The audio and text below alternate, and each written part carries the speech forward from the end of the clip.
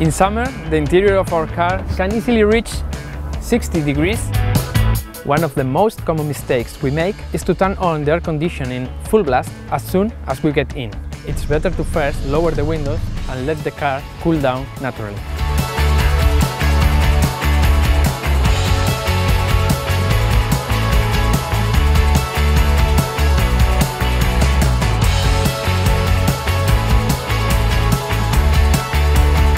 Another mistake we make is to point the air vents towards our face.